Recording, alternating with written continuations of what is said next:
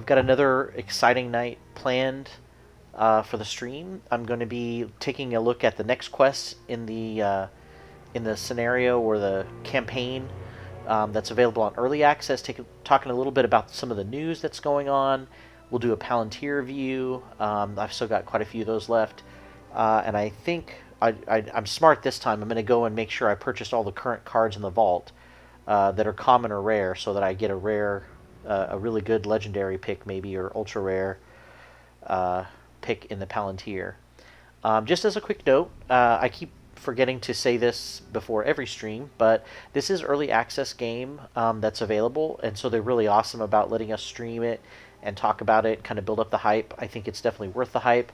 But again, just keep in mind that if you do purchase, you have to make at least a small purchase in order to, I think the lowest purchase is like maybe $7 in order to play the game during early access. But once that's over, then you can actually play the game for free without paying anything, and then it's sort of like the micro purchase type of economic system where you will get a starter deck and then you can play and quest and keep working and earn valor and use that valor to buy pretty much everything that's available. I think you can purchase anything with valor in the game without actually spending any of your hard-earned money.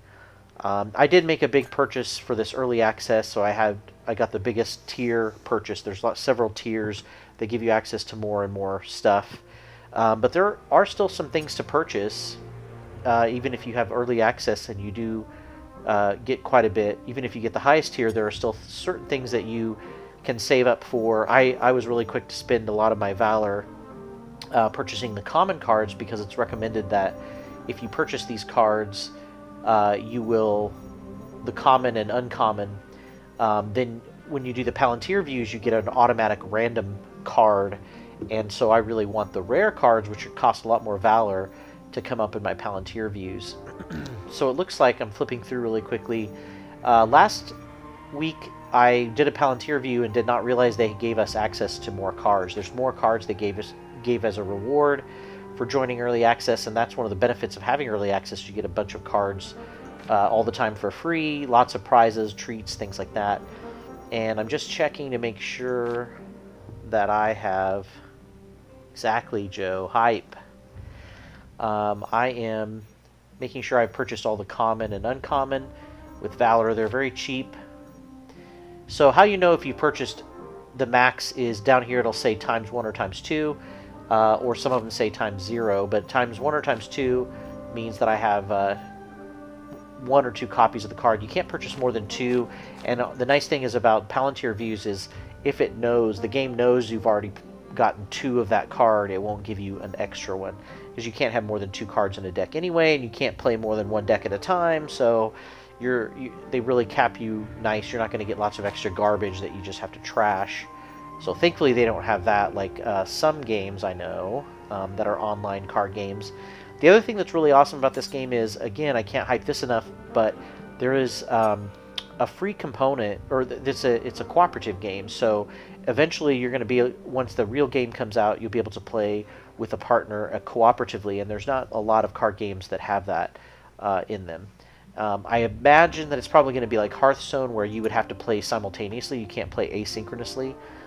You have to play at the same time, but that's okay. That's not a big deal. It's just nice to kind of be able to play with other people at a distance anyway, even if you're not in the same place. I know these kind of card games that are living card games are a lot of fun to play, but without things like Tabletop Simulator, which technically is not a legal way to play any of these card games, but without that or this, there would be no way that I could play with some of my family members some of these really cool cooperative games.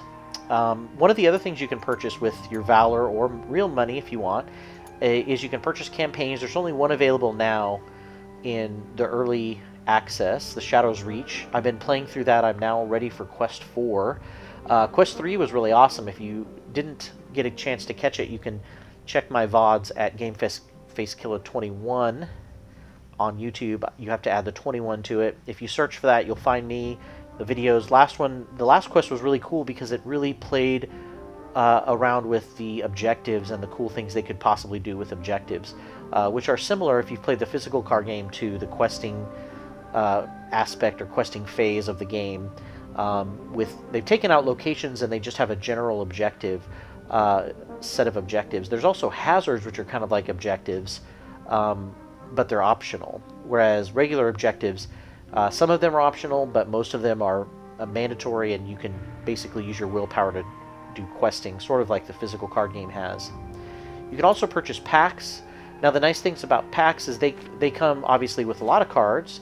As you can see, this Dwaylen pack here came with one hero. Packs always seem like they always come with heroes, at least right now. And then they come with one card of each sphere.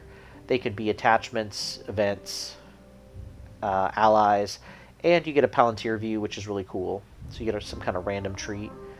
But the hero packs are required for you to purchase a second copy of those cards. So, for example, unless I purchased this Dwaylen hero pack, which I did, I would not be able to buy the Erebor Record Keeper on its own. I have to purchase the pack first, and then I can buy a second copy, because the hero packs only include one copy. I can buy a second copy either in the Valor store or get it luckily through a Palantir view, hopefully. And that's basically what I've done besides questing, taking a look at the vault. They did talk about some new news on the official Fantasy Flight Interactive stream today. They are pushing a really big update. It's not going to include any new cards. It's going to include some updates and balancing of cards that exist already. And so that's a big thing we'll take a look at. Some cards are going to be a little bit cheaper. Like I know, for example, Bjorn is now going to be 3 instead of 5 as far as a resource cost. That's hopefully going to get him in play a lot more, which is what they said they were hoping by reducing his cost. And there were some other cards I think they're going to increase. There are 2 heroes. I believe it's Gimli and Eowyn. Eowyn is going to be reduced as far as threat cost, which will hopefully make her more valuable as a card pick for a hero. I guess it wasn't seeing enough play, so they're trying to get her more involved in the game. And they are increasing the cost of Gimli, who is a super powerful hero that a lot of people are playing, and they want to kind of maybe, pull him down a little bit without reducing his stats. They're trying to maybe nerf him just a little bit through fate or through starting threat, which I think is better. I would much rather see cards go up or down in threat than stats, because that'll make it difficult. But you'd have to retool each deck that you make with them. So that's kind of what we're looking at so far in the updates. Now, in other related, I feel this is really related because it is a game that I love. It's not Lord of the Rings card game, but it's a game that I love, and I've been playing a lot of it recently. We've been playing it on Table Flipping Games, which you can see if you want to watch us every Saturday play. We just finished our huge Gloomhaven Kickstarter campaign. It was only 10 episodes, 10 scenarios, sorry, but it took us almost an entire year to play. We did have a lot of breaks and things like that, but it was pretty fun to get through those 10 scenarios finally. We finally beat that Kickstarter scenario, and it was really exciting. We all love Gloomhaven a lot. But Asmodee Digital just released information a little bit ago about the release of a Gloomhaven video game adaptation. And of course, that's right where our home is here on this stream, is taking a look at board games that have been adapted into video games, or we might also take a look at video games that basically take components from board games or physical games and kind of run with them as far as adaptation. So the developers are Flaming Fowl Studios, and I think they're a new development studio. They only have a few people. They're sort of adding people now as they're gearing up production of the game. The screenshots are available on Steam, and they look amazing. Most of the shots seem to be of the first hero they're developing, which is Cragheart. He looks awesome, amazing. The monsters and the terrains look amazing. There's a lot of detail already from the screenshots that I can see. I think one of my big concerns was, and I have the same concern for another Asmodee game that's coming out, which is an adaptation of Mansions of Madness, which is, are these games going to be a video game version of the board game, or are they going to be a different game they just have slapped on the title of Gloomhaven or Mansions of Madness? And from listening to the stream this weekend, I heard they had Q&A. The first thing they wanted to assure everyone is that you would be playing Gloomhaven. If you're playing the single-player game, you're going to be playing Gloomhaven. It's the main campaign, I believe, directly from Gloomhaven. All of the abilities are the same. All the gameplay, the AI is going to be controlled by the computer and not you, thankfully, which that's one of the hardest parts to run. But everything that you can do in the game, you're going to pretty much be able to do in the video game adaptation.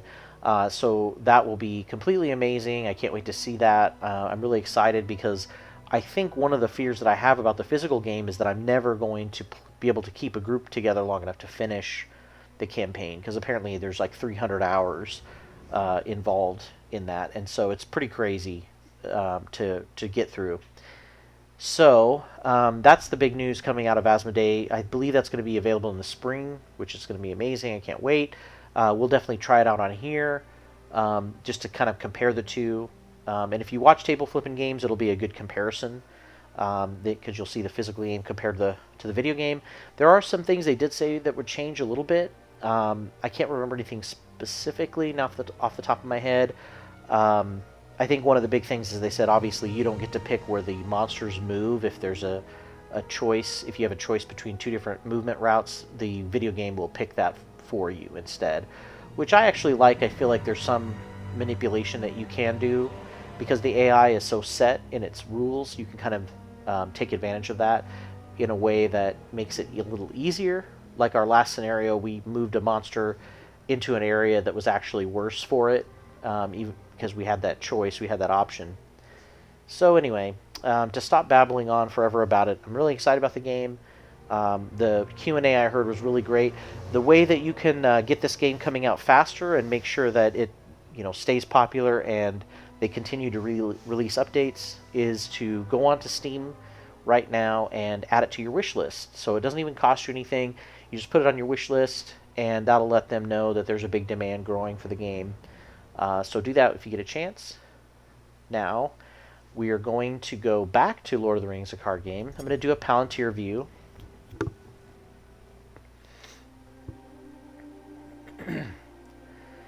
Hopefully we'll get some good stuff. When you do a Palantir view, you'll see in a second here, you usually get some kind of decorative component, like an avatar or a frame, an avatar frame, and one card. So let's see what we get here.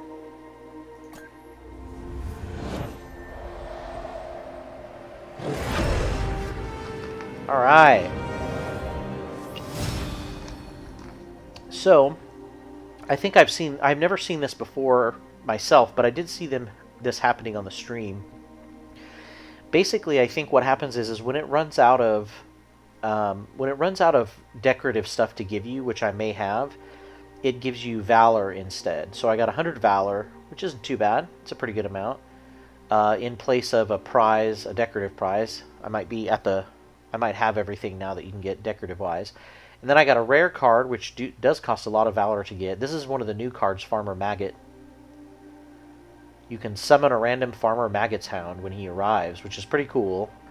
There's a lot of things that the physical card game can't really do that the computer game can. If you clue this guy, he just kind of generates a random hound just on arrival. So it's random. You don't know which one you're going to get.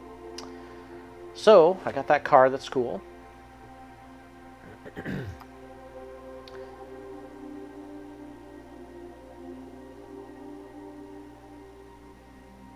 So it looks like, yeah, the three things you'll get are Valor points, cards you do not own already, or new cosmetic items. So I must be running out of cosmetic items, and now I'm just going to be getting cards. So at this point, last week I also finished building my deck. I sort of created a deck, so I created it based on two concepts. One, I created the theme, the core set physical game theme. So I used 3 heroes from the core set. And so I used Eowyn, Aragorn, and Gimli. I couldn't use all 4 heroes, obviously. I'm only playing single player. So I did leave out the lore hero, which the starting lore hero was... Why can't I remember? That's really tough. I can't believe I can't remember that right now. I think it was Boromir's father, Denethor. I think it was Denethor. Was the lore hero, the big lore hero. Oh, actually, now that I think about it, there were 3 heroes, weren't there? There were 3 heroes from each sphere for the physical game core set. So I'm looking very in a limited fashion at the core set heroes. These are probably some of the best ones, I think. I have been playing on normal mode. I think, okay, so my deck was built on 2 things. One was the physical game core set, is kind of an homage to that, and then the other thing was that I wanted to have a lot of untapping or unexhaustion. Like that's a word. I wanted to have a lot of unexhaust abilities so that I could basically attack or take a lot more actions with my basic heroes than I would normally be allowed to. And that's worked out. It worked out pretty well with the 3rd scenario. I was really hammering and questing, and even though I had no healing, I was doing okay as far as keeping myself alive. So now I'm ready for the 4th quest, We Must Away. My pursuit of Bilbo has brought me to a tower hidden deep in the Mirkwood. You must be careful not to draw the attention of every foul creature that calls this dark place home. So this might be kind of a stealthy quest. Might not need to necessarily barge our way through everything. I am playing on normal mode because I felt it was a good compromise. Easy was a little too easy. You fought your way into the forest of Mirkwood to rescue the famous Bilbo Baggins. After fighting spiders and bears and meeting a strange creature by the name of Smeagol, you arrive at a ruined structure deep in the forest. The old ruin operates as a staging point for mysterious slave caravans managed by a host of orcs. You believe the old hobbit is imprisoned in the tower. You manage to sneak into the structure, but without warning you are betrayed by Smeagol. Triggering an ancient mechanical trap, the contemptible creature drops you into a rancid basement. Knocked unconscious by falling debris, you finally come to your senses. That's right, he tricked me at the end and trapped me, and he's going after the ring. He knows Bilbo has the ring, he's trying to get it back from him. And so he went along with me pretending to be an ally so he could get close to him, and now he's trapped me so that he can have Bilbo to himself. And apparently it's pronounced debris. Ulfthac's room is as dark as his mood. He tears into the cold meat, juices gushing down his scarred jaw. Things are afoot the great orc cannot explain. Attacks in the forest, a ravaged patrol, the storage room mysteriously emptied. Ulfthac grunts and angrily throws his empty drinking horn against the wall, where it splinters to join a pile of dry bones and other detritus on the floor.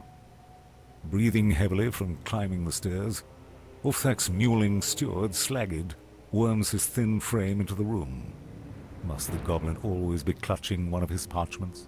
What do you want, worm? Ulfthac licks dry the bone, and it joins the drinking horn. A visitor has come, Ulfthak. Slaggid lisps, and adjusts his cloak nervously. From Dol Guldur. Fear is not a common emotion in orcs, and Ulfthac considers himself uncommonly brave. Even so, he cannot halt the tendrils of dread that shoots down his spine. The mouth of the cold ones has come. Ooh, the mouth of the cold ones. You force your bruised body to stand, head throbbing like a dwarven feast. Your garments are soaked and dripping from lying in stagnant water. Now, where has that blighted Smeagol dumped you? The ceiling above must have retreated to its former position. Through a crack in the wall, moonlight paints the dank cellar in a bloom of grey light. Your feet splash as they move, for the nearby swamp has laced its way into the tower's foundations. Stale water and light-starved cattails fill most of the cellar. White tadpoles skitter about in the water, and thin lizards bob their heads on the slimy walls. The far end of the cellar is hidden in shadow. Did the shadow just move? It rolls and ripples before emerging into the moonlight. It's not a shadow at all. It's some vast slug. It extends its beer moth head and eye tentacles towards you, snorts a drizzle of fetid saliva, and proceeds to tug its enormous body under itself. It seems to have made up its mind. You are food. Oh. If by life or death I can save you, I will. I do not fear either pain or death. My axe is restless in my hands. Whew. Okay. So it looks like we're starting with a bunch of crazy characters. Giant Slug. I think I've seen him before in the stream. Deal 1 damage when attacked. Wow. I know one thing they talked about is that there's going to be a...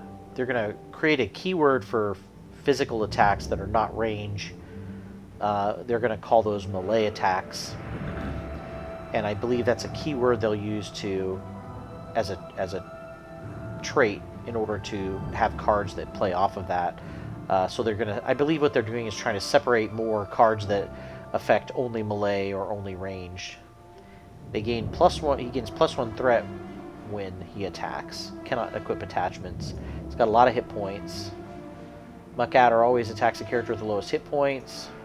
Bat Swarm, summon 1 Black Forest Bat. So these guys will keep swarming, sending new guys after me.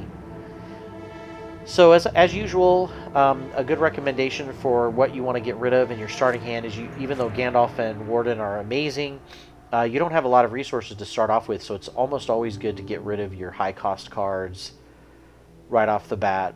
Cards that are only 1 or 2 resources are usually the best to start off with, especially because Sneak Attack can bring in a really good guy really fast. The downside is it's only there for 1 turn. Alright, so I think I'll just keep the rest of those cards because I got 2 good allies here that are good damage soakers, which I need because my heroes can't heal. Alright, replaced by 2 good cards that are low cost. So for this stage, the pit, to get out of this dungeon, it looks like I'm going to have to defeat the Giant Slug. They really do have some amazing little differences in the settings, and they do a great job of kind of burying the user interface and the typical things they have on every stage, like the little mechanical things holding the cards and the preparation slots. But besides that, everything else is really changes even for each quest within the same scenario. I'm sorry, within the same campaign. That's pretty awesome. This decoration is pretty amazing, and of course, light effects, things like that, are really cool. All right. So the first threat event that could happen to me is that at 35 threat, every enemy is going to get back to full health. That's not good, because if I work on this slug, I mean, they're going to have to kill him fast.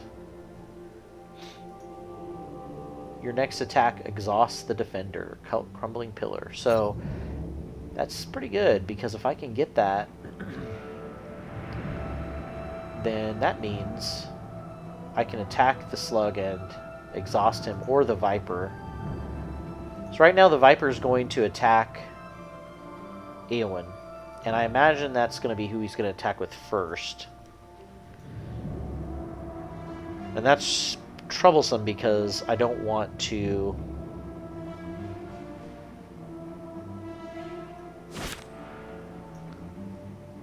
I don't want her to take the damage.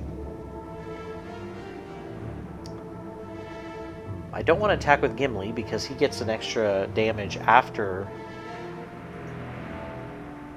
I guess I could just attack with Gimli. No, I mean attack with Aragorn. So I think I'll do that to take out the adder, because honestly 3 damage is worth getting rid of. And he only has 2 hit points, so it's not difficult. He cannot stand alone. Now he'll attack. Yeah, see, I got attacked. Eowyn got attacked anyway. But that's okay.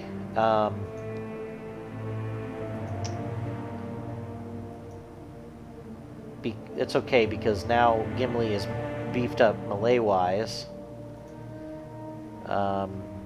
If I attack the bats, it's going to bring in another set of bats. So I wonder if it's better maybe to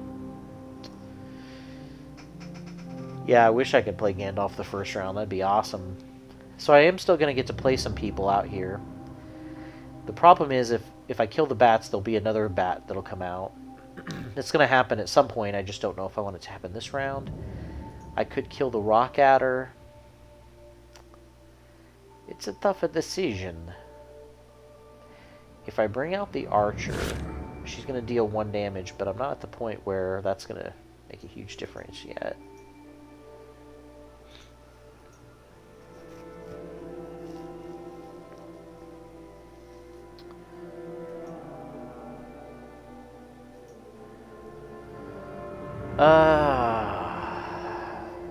Okay.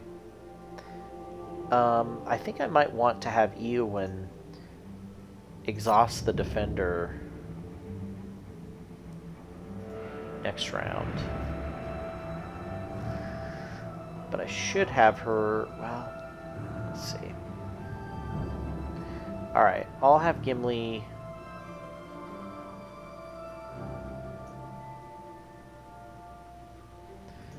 I'll have Gimli guard, and the reason why I want to do that is because I'm hoping then, yeah, that the bats will attack. So now the other bats have come in. Now what I did there was I deflected, because I had a feeling that he was going to attack Eowyn again and try to bring her down. So what I did is I guarded Gimli so that he would take the hit I thought was coming anyway from that bat. Because I think Sauron attacks in order of melee, so whatever does the most damage, then the next highest damage, and so on. So I deflected it so Gimli took some damage. So if I bring out... If I kill the bats, then he's down to 1 hit point, but I could also kill the bats by bringing out the archer.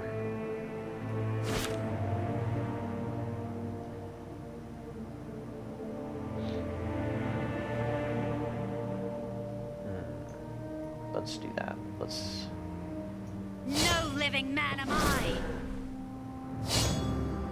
Okay, so I thought he might hit Eowyn, but that didn't happen. So I'll bring out the archer. You breathe so loud I could shoot you in the dark. Now I wonder if it would have dealt a damage if with her range attack. Somehow I doubt it. Oh. Wow. Okay, so...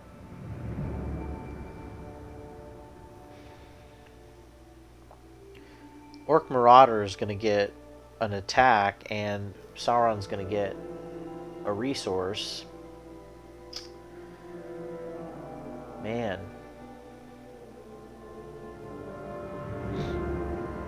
So I think I'm going to spread out the attacks a little bit.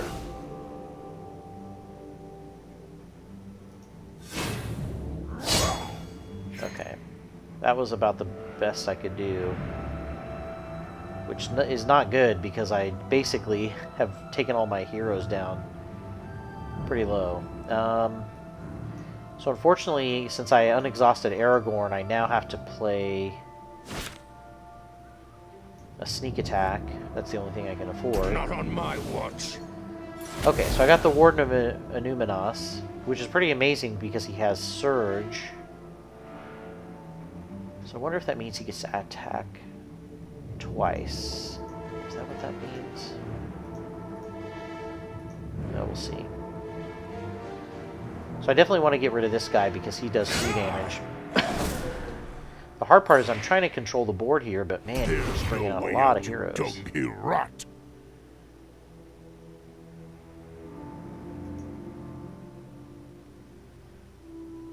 So I can't really do anything except...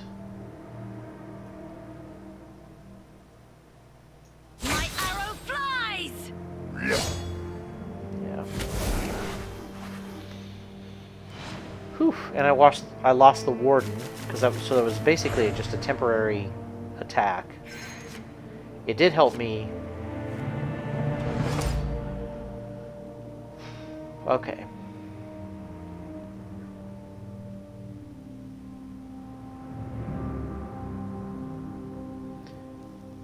So unfortunately, I can't do anything about the attack from the slug.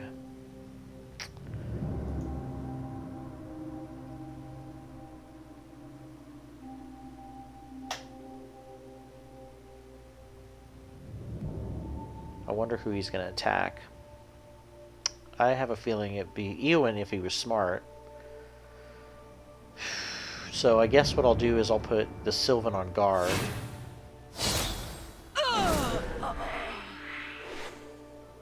So that takes out all but 2 damage of his. And the nice thing is that the archer did a reciprocal damage, so that's pretty good. Before she died. I have a lot of 2-cost cards, which means I can only play 1 card this round, which kind of sucks. But then I can use the other resource for Aragorn to come back. So now I just have to try to get rid of his cards before he can... get rid of his attacks before he can make them. I'll be able to get rid of 1 attack, but not both. Man.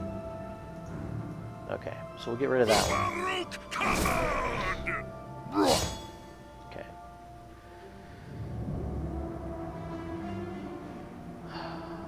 So now, what to do?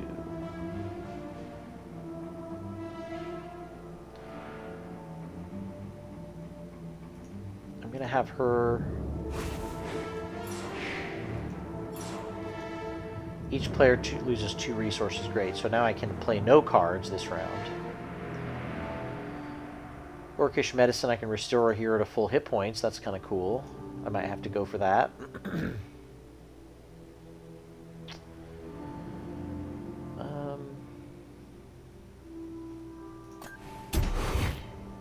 Sheesh. Oh, okay. So he played a hazard card. If I get rid of this, I get my resources back. And this kind of sucks because he played it right after Eowyn did her questing, so she's my best quester. Well... Peep. Okay.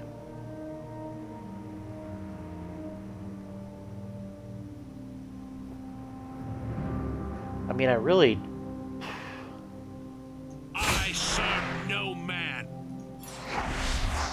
So he's played a treachery card. Something could happen to me.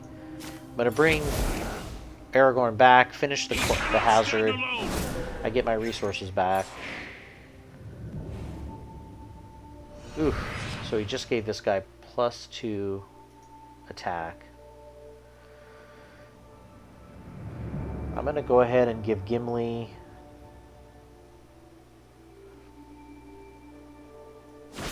the axe. Just to get ready for next round. I still got my fate, so I think I'm going to try to exhaust.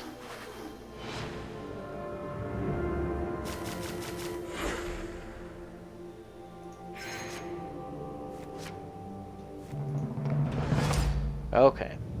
So I can play a Gondorian Shield, which gives a player block +2 hit points. That's pretty good. But I also need to get some allies out because my hero's taking all this damage. That's just not going to work. This is really terrible for me because I can't get out enough guys to gain control of the board.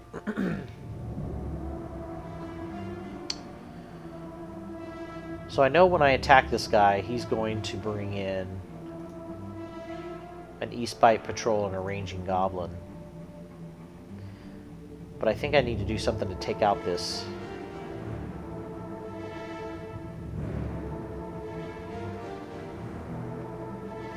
start working on this guy. So I think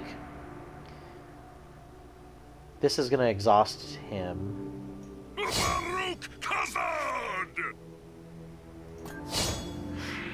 Unfortunately, it does a damage to him, but that's okay because Gimli does the most damage, so he's the one I need to have attack that slug because he'll take the least amount of damage. What I need to do is I need to put the shield on him, that way when he attacks next round, he won't take the damage from that slug. The other thing that sucks is Eowyn is almost dead. So I could give the shield to her. And is no bueno, man.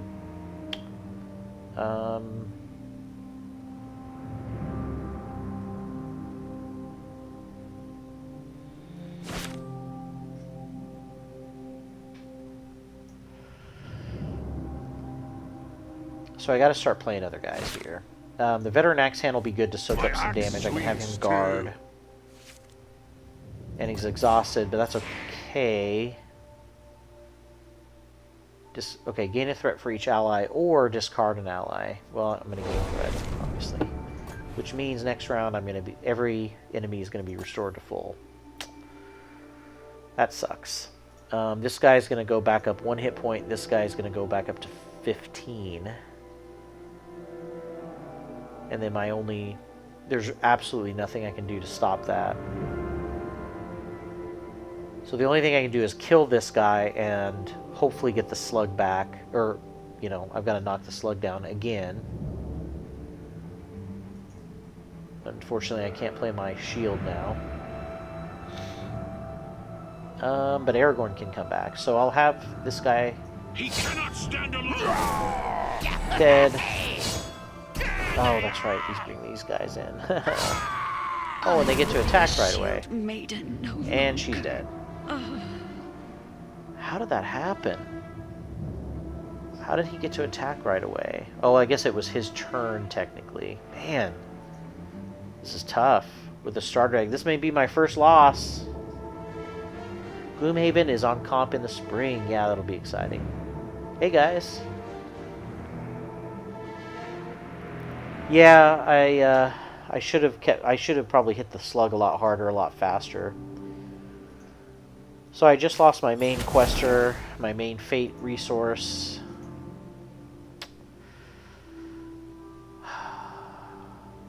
It's unfortunate. Alright. So I took out 2 hit points of damage that he could do. Ugh. Alright.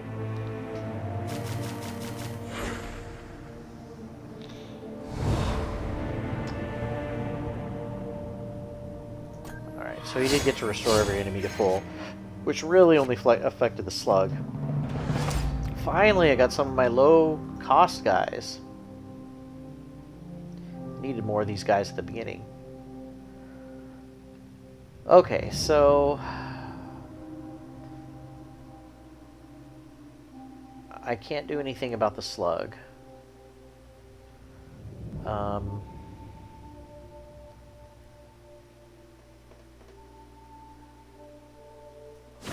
But I could play a guard. My Lord Denethor. Who will, take a hit from the slug. And that starts knocking down the slug also. Now Gimli has 5 damage. If I can't put the shield on him. But I'm hoping eventually I'll be able to.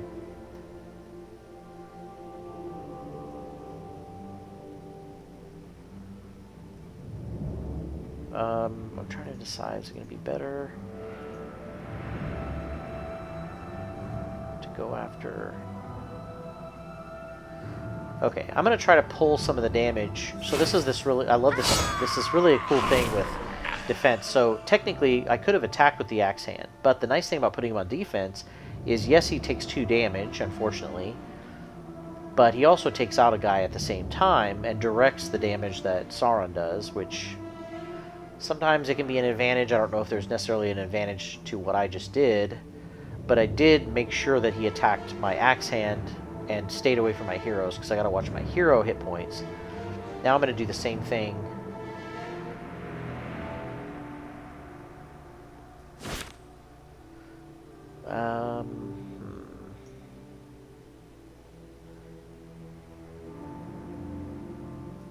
Alright, I'll play this card, I'll see. I'm hoping he'll attack it, but I think he's going to attack my guard. We'll put maggot holes in your belly.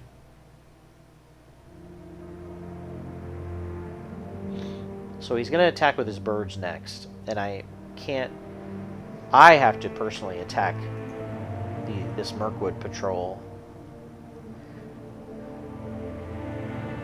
So I'm going to guard with my Watchman. That's interesting. He should have attacked the birds first, because then I still would have been forced to attack him, whereas now I can attack the birds.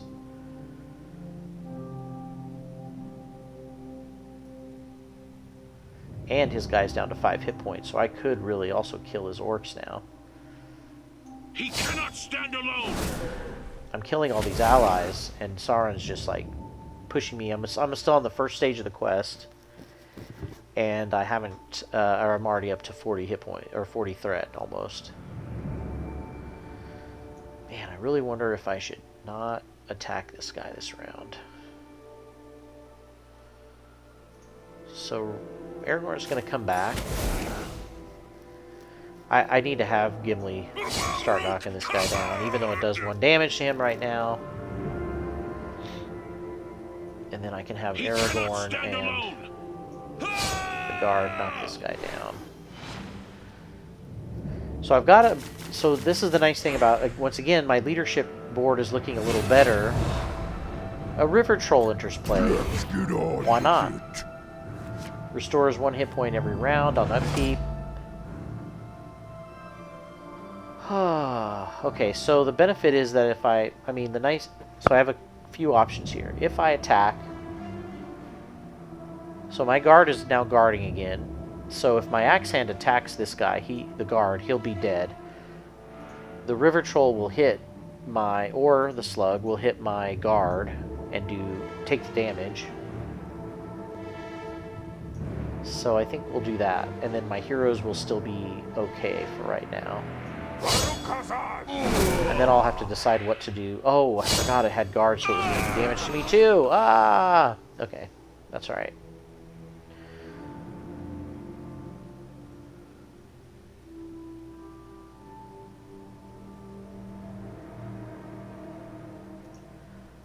So my Lancer could come out.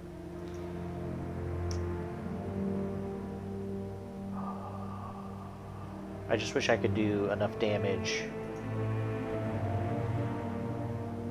Oh, so my Watchman will guard.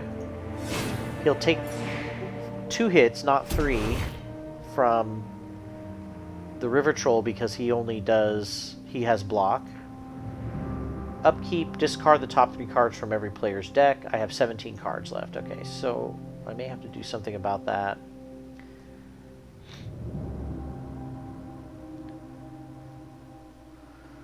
The question is what? What would we do about that? I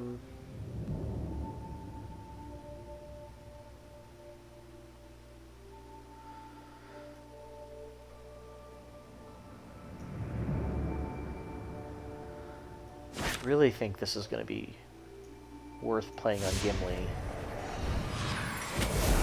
Sauron's going to pass. He's not going to do anything. Wow, why not attack with the River Troll?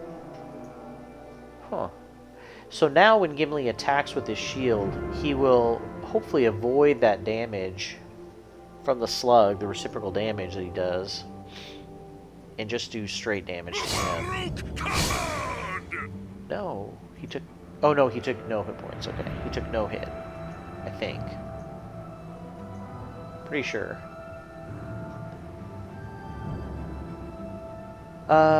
So Aragorn is not going to be able to rejuvenate. I wish I had more resources right now, because I got a lot of great cards.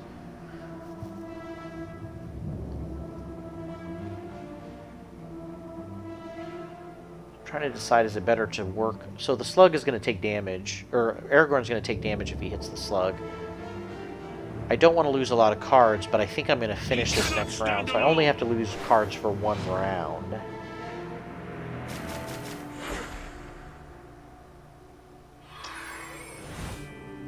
Yeah, I lost 3 cards.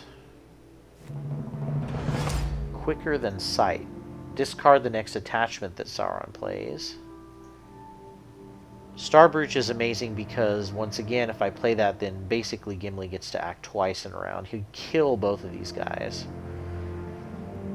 It's definitely worth playing. If I play it now, I've still got the same setup as last time. So I've got Erebor Watchman guarding, and he blocks, so he'll be able to take the hit from the River Troll or the slug and not die. So I think this might be worth it because I'll give Gimli Stalwart, which means he gets 2 rounds this turn. He'll have 5 damage he can do. And Baruch Kabod! Okay. So now I'll travel. We'll be out of that crazy hazard.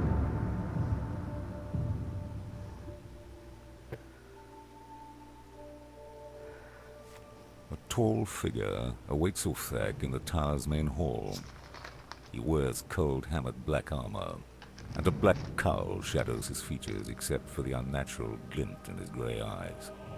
Ulfthek purposefully strides into the hall to stand before the imposing figure. Damned if he'll show the fear he feels. The mouth of Dol Guldur is not fooled. It smiles cruelly. Ah, you have message from Cold Ones? Ulfthek snarls, discomforted by the unnatural chill emanating from Dol Guldur's favored messenger. I've ridden without halt, so I shall be precise. The voice is like frozen stone. I'm to inform you that the masters need the promised slaves with haste. The last batch expired faster than anticipated. New prisoners, all here, mouth! Ulfthek grunts. My warriors, provision first. Leave for Black Hill next dark. At that moment, the tower rumbles and jolts, as if a great fist had struck its foundations. The enormous slug falls and the walls tremble, sousing the air with an avalanche of grime. Behind a patch of bogland ivy, you discover a narrow staircase and commence to climb the moldy steps at once. While ascending, a clamor can be heard in the tower above, harsh yells, clanging of doors, and the bellows of a great orc. How will you ever get out? The stairs emerge into a derelict alcove, overgrown with cobwebs and moss.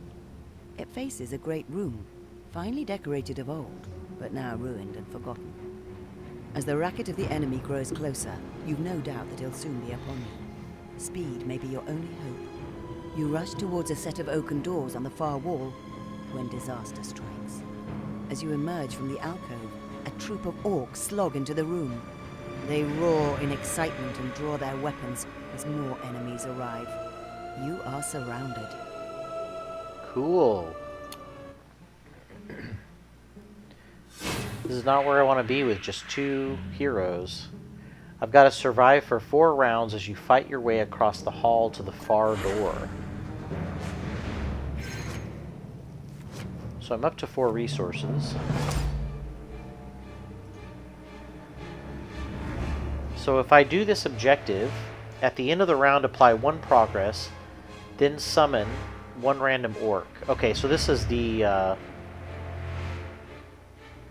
main objective. I'm going to survive for 4 rounds. This must be the tracker. And every round there's going to be some orcs that are going to show up. Thankfully, Gimli has block plus stalwart, so he can attack twice. He does 5 points of damage. I definitely need to take out this guy. He does 4 damage, and he has guard, so he's going to... Oh man, he's going to hit me back. Whew. Okay.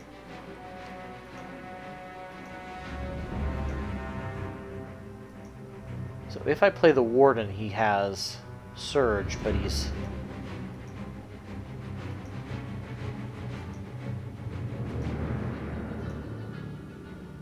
I don't really have the power to play these big guys yet. I think the best thing I can do is bring out the Warden.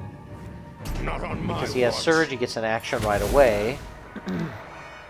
Now the question is, what am I going to use a Surge action to do? I could put one of these guys on guard. Probably he's the best to put on guard. So that he'll only do 2 damage, but he'll take 4. Yeah, because that's who I'm worried about, is taking 4 damage from this big guy. Now Gimli has the ability to do 5 damage. And I can take out his guy that can do 3 damage. Then he'll only be able to do 2 damage to me, which, yeah, kills my Warden. Unfortunately, that was... Now I'm back down to 2 heroes and no allies. But the good thing is, I can take out almost all of his guys. What do I want to spend? I can only basically buy this discard next attachment he plays. He's got 6 resources. And at 45, which is next round, the Mouth of Dol Guldur is coming in.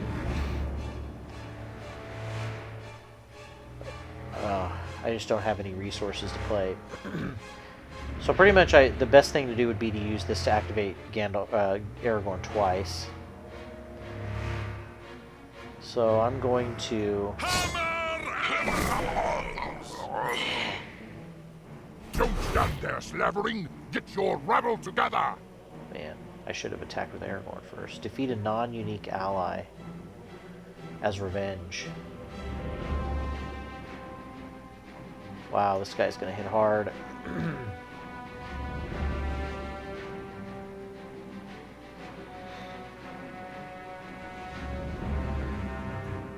All right. He cannot stand alone! So he comes back.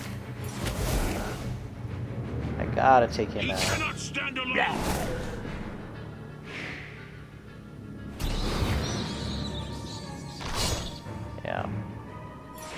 This isn't good. So Aragorn's dead. Squeak, you miserable! Defeat the bearer is in my hands no longer. So he gains a threat, so that Mouth of Dol Guldur is coming out. Let's have some fun! I wonder if there's a way to quest. I guess we'll see. I get the first action. Of Mordor. Stalwart and deal 1 damage when attack in melee. Yeah, so they already have some keywords here when attacked in melee. Looks like they've changed some of the guys already to be using that keyword. And then, of course, Uthak comes out for crying out loud.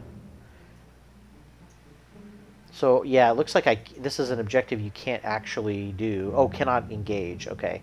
So it does say that on the bottom here. You can't actually progress this by using your willpower. Let's see what my fate would have been. Apply 1 progress to the intruders in the tower. Okay, so I could have progressed faster. Gain extra resources. Restore a hero to full hit points. Okay, so this is going to hit your heroes hard. Yeah, thanks, Joe. Definitely looking good. There are ways to heal your heroes, which this is obviously going to punch your heroes really hard. I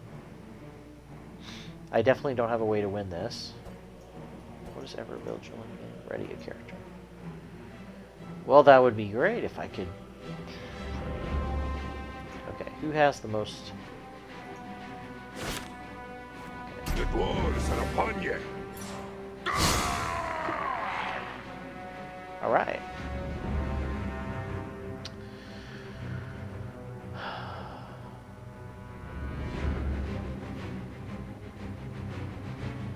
So I definitely want him to take the damage. And that guy, yeah. And he has Stalwart, of course.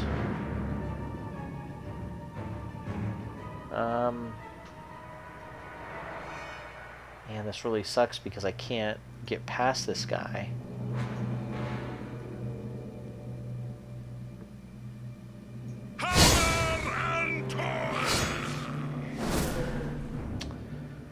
Okay. I'm gonna take out the mouth before I die. Oh, but I can't because if I play Ever Vigilant to ready myself, he's gonna hit me one more time, which will kill me. Well, I have block though, so I should block 1 hit point. So let's do this. Taking out that mouth. No! He put a guard character out. Of course he did.